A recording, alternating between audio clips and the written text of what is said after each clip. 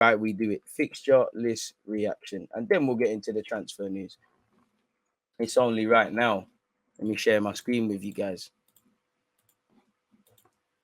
As you can see, the 2022-23 season fixtures have been announced, people.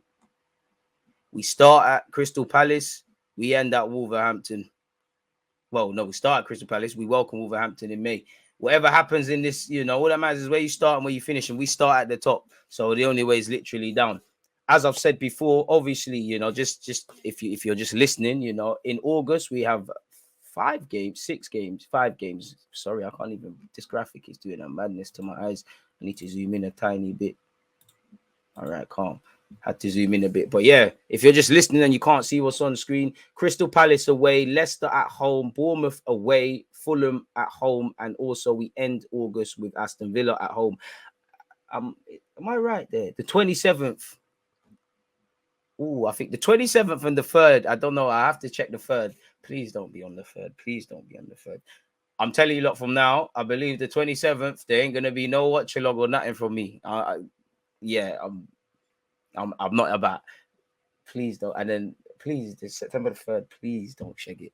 Don't shag it. Please don't shag it. September the 3rd. It might not be a Man United waiting, but Crystal Palace away, Leicester at home, Bournemouth away, Fulham at home, Villa at home. So away form was a big thing. Crystal Palace away from home. The first thing I did when I looked at this first time was I looked for Crystal Palace, Southampton, Brighton, and them sort of fixtures there. Away from the 13 losses, our inability to manage games, our inability, while we finished 5th for clean sheets, to get clean sheets, and all the other things that go into being a street smart team, our performances away from home, whether it's how we've been set up, whether it's the fans, whether it's what other people are doing, it is what it is. So the away games, Bournemouth, you should be winning, but that's going to be a bookie game. I can tell you that from now. Crystal Palace, we need to be winning. So August, it kind of is what it is. We need to be picking up maximum points because we need some momentum going into Manchester United on the 3rd of September. They're going to have a new manager. They beat us at Old Trafford last season. We do not travel well to Old Trafford. Again, especially Old Trafford, like Everton away, they're 2 games we actually took the lead and failed to walk away and go back down the M way with 3 points. You can't do that in the Premier League. Really and truly. September's a big month. Brentford away. I want revenge. Lost away from home. Want to go win there. You've got Manchester United away, Brentford away. Sandwiched in between that in September is obviously Everton at home. Some of these things are subject to I guess TV rights and fixture and changes and things like that. So not everything is going to be set in stone per se here, people, if that makes sense. But we need momentum because October is for me where I start getting shook. October, April, I'm shook. I can't lie to you, people. Spurs at home. Don't know what Conte's on with their new signings, but it's not going to be the Nuno Spurs that played against us.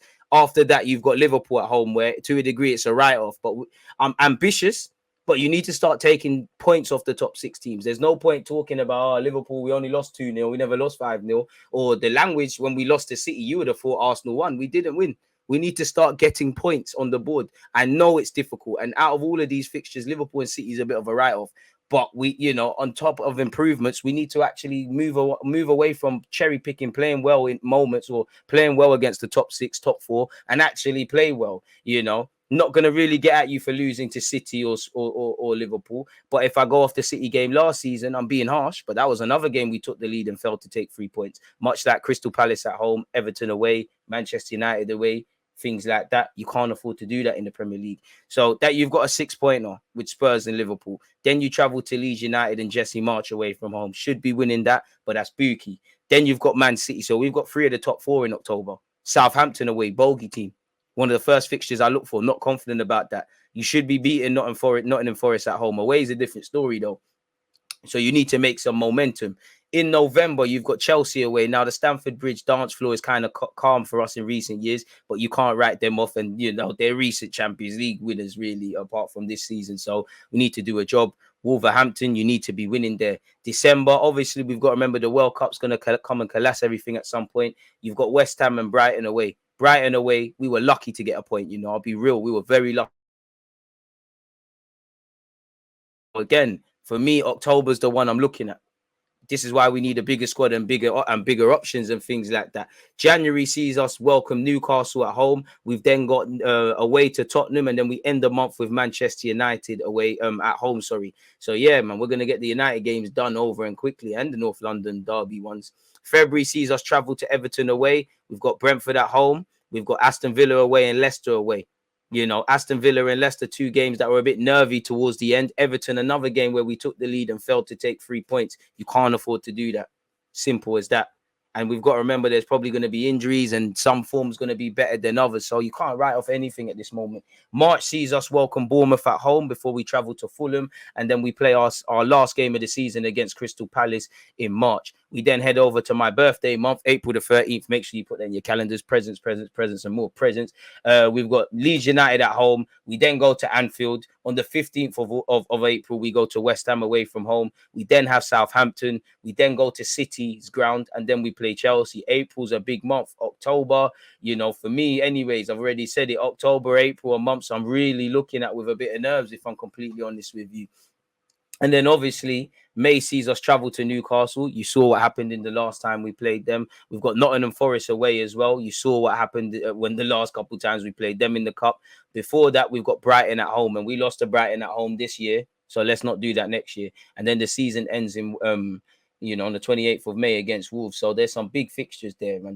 There's no run of games per se I could look at and say, yo, this is where you could pick up for. Maybe February looks on paper, it looks kind. 3 away games isn't tough though. Isn't hard, sorry. I mean, is tough better. Yeah, I don't even know what I'm saying. But October's the one. October and April are the ones. But then again, I'm looking at last season, August, how we started this. There's many things as to why we needed to improve or what we can improve. But if we looked at it in 3 points, how we started the campaign was disastrous. So you kind of start as you mean to go on. And then after that, I look, so can we start well away from home? Then after that, the January period, that was pivotal. If we need to do business, make sure you do it. Because, according to the month, some players are going to be playing better than others. Some are going to lose form. Some are going to be doing whatever. So I look at August, January, and then May, because obviously we fell off in the latter stage of April/May. We didn't do what we needed to do in January. We didn't start the season well. And then obviously every other game and every other month paints a picture. And this is obviously without talking about the FA Cup come January, the League Cup that we will be playing in, the Europa League, which again in the cup, in the group stage games, you can flex and finesse, but you get where I'm going with that. So yeah, man. These sets of fixtures are the best I've seen in a while. May have a chance if we get things right. I don't know about that. I can't see a favourable run of fixtures, and I don't like that ifs things. April 30th, 2023. I got you, bro. I heard that. April 13th, though. Doing me dirty in April. Can't even enjoy my birthday, bro. I have bust case, boy. Whatever happens, I'm cool, boy. 2 days later, we play West Ham. I mean, I'm ruling myself out of... Sorry, let me check my calendar, people, because I just want to let you lot know in advance. Put that in your calendars. There'll be no DG watch along on the 3rd of September. I'm so sure. 27th of August as well. Let me find this.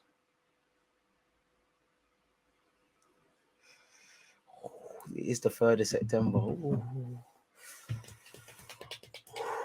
All right, so third, I'm not doing. There might not be a Man United watch along, and there won't be a Fulham watch along, and then I'm out here, man. You can't blame me, man. Selco events and that, but yeah, that brings an end to the fixture calendar list, or our opinions on it, really. So yeah, it is what you get. I mean, I don't know why we get excited about it, because we know what the league's about. We all have to play each other twice, and we know this every year, people.